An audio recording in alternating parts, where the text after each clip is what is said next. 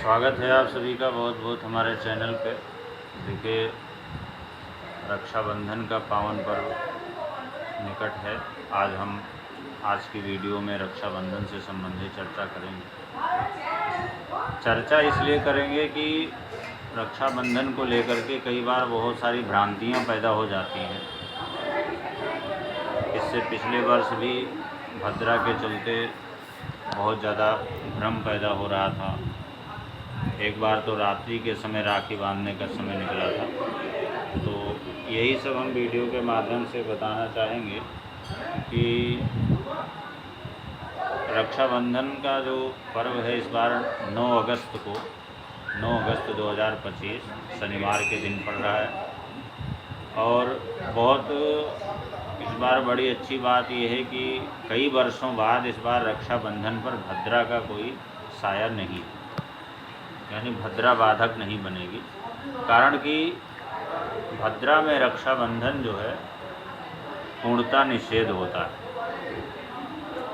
वैसे तो मृतलोक पर जब भद्रा होती है तो प्रायः सभी कार्य निषेध होते हैं, लेकिन दो चीज़ें सनातन धर्म में, दो चीज़ें जो है, एक होलिका दहन और एक रक्षाबंधन, दो चीज़ विशेष रूप से निषेध माना गया है। भद्रायाम द्वै न कर्तव्य श्रावणी फाल्गुनी तथा। श्रावणी कहते हैं रक्षाबंधन को और फाल्गुनी कहते हैं होलिका दहन। तो भद्रा में ये दो चीज़ें बहुत ही निषेध होती हैं। तो मतलब किसी भी तरह से इनको नहीं करना चाहिए। आवश्यक परिस्थिति बस अगर मान लिया पूरे दिन भद्रा व्याप्त है और किसी को रक्षा सूत्र बांधना है, मान लिया कोई दूर से आ रहा है या कैसे भी, तो भद्रा पुक्ष काल को निकाल करके उस समय अवधि में भद्रा पुक्ष काल में इस कार्य को संपादित करना चाहिए। लेकिन इस बार जो है 9 अगस्त को रक्षाबंधन के दिन इस बार बहुत दिनों बाद भद्रा का योग नहीं है, भद्रा का साया नहीं है, क्योंकि भद्रा रात्रि में ही लगभग 1:50 पर समाप्त हो जाएगी। और 9 अगस्त को जो पूर्णिमा तिथि है वो लगभग 1:30 बजे तक रहेगी दिन में। तो इससे पूर्व ही रक्षाबंधन का पर्व मनाना चाहिए। और जो शुभ समय है, उपयुक्त समय जो है, तो प्रातः लगभग 5:45 बजे से लेकर के और दोपहर लगभग 1:30 बजे के मध्य का जो समय है, ये पूरा का पूरा समय रक्षाबंधन के लिए विशेष प्रशस्त है, क्योंकि इस दौरान जो है चर लाभ, अमृत और शुभ चौघड़ियाँ पड़ रही हैं। और इसी दौरान, इसी समयावधि में जो है अभिजीत मुहूर्त भी पड़ रहा है। तो सबसे प्रशस्त, सबसे उत्तम मुहूर्त जो रक्षाबंधन के लिए होगा वो प्रातः 5:45 बजे से 1:30 बजे के मध्य का होगा। और किसी प्रकार का भद्रा का कोई योग नहीं है। दूसरी बात, श्रवण नक्षत्र है। श्रवण से ही श्रावण शब्द बना है। तो श्रावण का महीना और श्रवण नक्षत्र का जो अद्भुत संयोग है बहुत अच्छा है। और ये नक्षत्र भी चंद्रमा का नक्षत्र है।